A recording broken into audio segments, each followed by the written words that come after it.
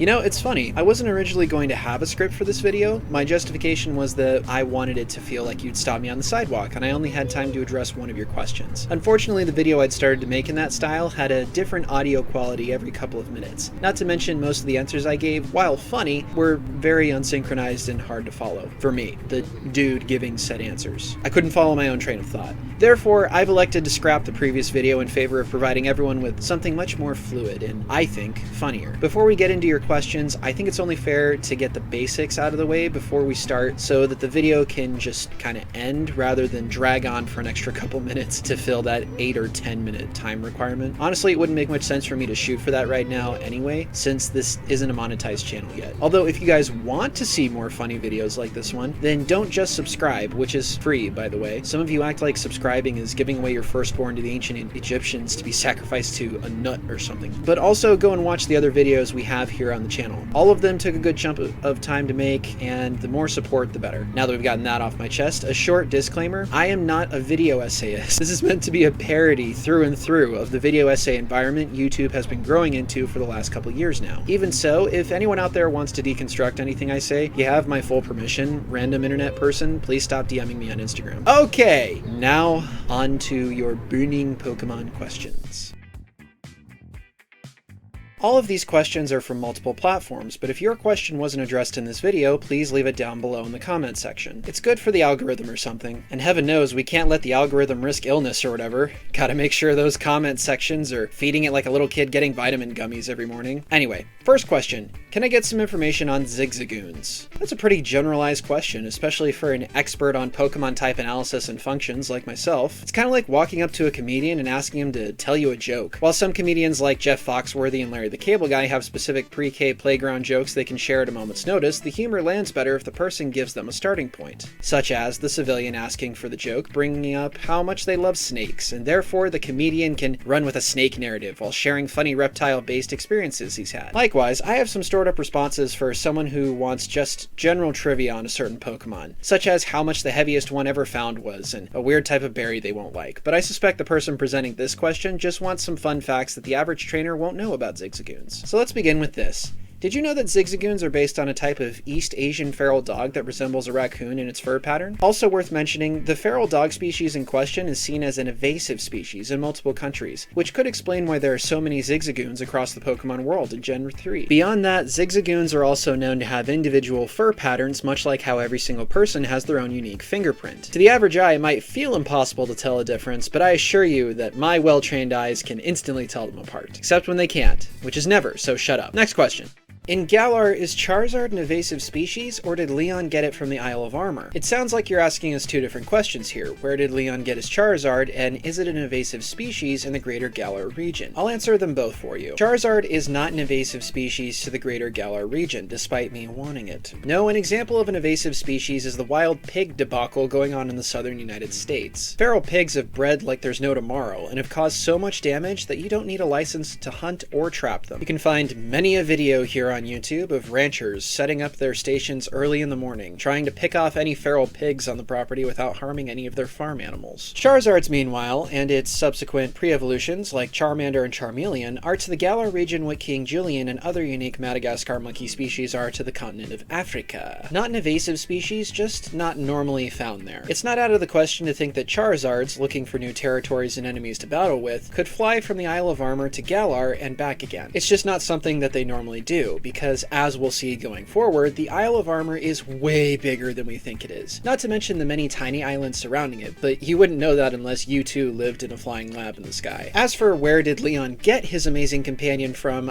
I don't know for sure, but I do have a theory. Leon, like the rest of us, had full access to the Wonder Trade system as a small kid. He was more than happy to catch bugs and birds and the devil in the fields surrounding his home. Ditto and I have both received many Charmanders in the Wonder Trade system over the course of our time using it, and it would be easy to argue that Leon picked up a Charmander at some point while living as a kid in Galar before deciding to run with it. A similar thing happened with our Scyther, which we shouldn't have access to considering Ditto and I have not yet paid for the DLC. Yet, through the magic of Wonder Trading, Scyther was ours and has since become a central member of our team. Just as a side note, it is also possible that Leon was invited into a max raid battle for a Charizard and caught his that way. Just as a side note, it is also possible that Leon was invited into a max raid battle battle for a Charizard and caught his that way. Even critics of the wannabe dragon must admit that Charizard is stacked and would make a fine addition to anyone's team. As the aspiring champion, it makes complete sense that Leon encountered Charizard in that way too. Overall, I guess the easiest thing to do would be just to ask Leon himself, since all he does these days is run the battle tower, but I mean, social interaction is such a pain, especially with someone you defeated in less than a week. Thanks, rare candies I get from max raid battles. Especially you, Smalls. Next question! Can you do a video about the science of Pokeballs? By that I mean how even a Snorlax can fit in one. Surprisingly, there's not a whole lot of info to cover here. I'm pretty sure most other PokeTubers like the Noggin Crew and PokeTips Mike will have much more to say on the overall history and scientific makeup of Pokeballs, but as for this Pokemon professor, let me paint an image for you. Imagine you just moved into a new room. You, like most Pokemon fans, have stuffed animals, posters, and of course, lots of cards. All of your Pokemon merch, when spread out, looks like it would require the biggest box you have. However, with a little help from your roommate/parents, you're able to fit all of your Pokemon related items into a smaller box than you originally thought. The plushies can be squished down, the posters rolled up, and the cards neatly stacked together. Now, a Pokeball does the same kind of gimmick, but also shrinks said Pokemon down about 3/4 of its original size, while allowing the Pokemon in question to exist in a state that allows it to hear what's going on outside the ball. And that's basically it. Pokeballs are moving boxes that double as shrink rays. It's a wonder you can find them just wandering around the wild zone.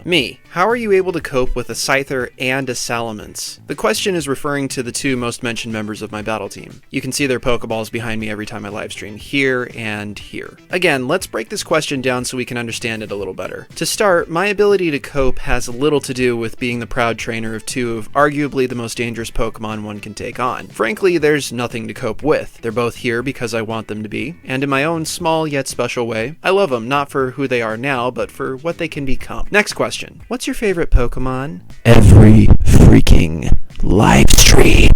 Someone asked me this. I get it. Not everyone tunes in at the same time, and obviously not all of you rewatch my streams once I try and re-upload them. So hopefully by answering your question here, I'll be able to refer you all to this video rather than having to explain it every single time it comes up. That being said, my favorite Pokemon is Salamence. To think a little guy like Bagon could be so determined to learn how to fly that it screams, "Screw nature!" And after evolving twice, it grows its own pair of wings. Wings which, by the way, totally shouldn't allow it to fly or even glide very well. But we'll explore that in a future video. Next question. Why don't you buy Zelda or Super Smash Bros. Or Animal Crossing? Ditto and I aren't made of money, and therefore if we buy something, it's only going to be a game that we can not only enjoy, but also bring you guys the most content from. Our next project we're looking at, once we clear 200k followers on TikTok, is FNAF's sister location. Trust me when I tell you guys that I don't do well with scary games. In fact, I kinda hate them. Jump scares get me every time. As far as getting the before mentioned games goes, we don't see as funny of content coming out of them as we do coming from sister location. Expect PewDiePie levels of screaming minus the cursing and with more Ditto. Next question. Explosive diarrhea much?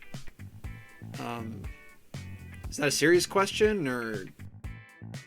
And that about does it for me, folks. I want to thank all of my crew members here on the Lab in the Sky, namely Mikey Solis, Waffelsontheweb, JustababyUnicron, Dylan Woodward, Sir Mr. Panda, Tisry777, Frank the Dino, Twitchy Snitch, Grookey But He Has a Gun, Star, Bo, Jettee Lupe. Thank you all so much from the bottom of our hearts. We can't make this kind of content without you guys. If you guys want to see more of Professor and Ditto shenanigans, then go follow us on TikTok and Instagram. If you felt like you got about $2 worth of entertainment out of this video, then consider becoming a patron. That's literally how much it would cost you. Thanks again, trainers. We love you. We'll see you in the next video.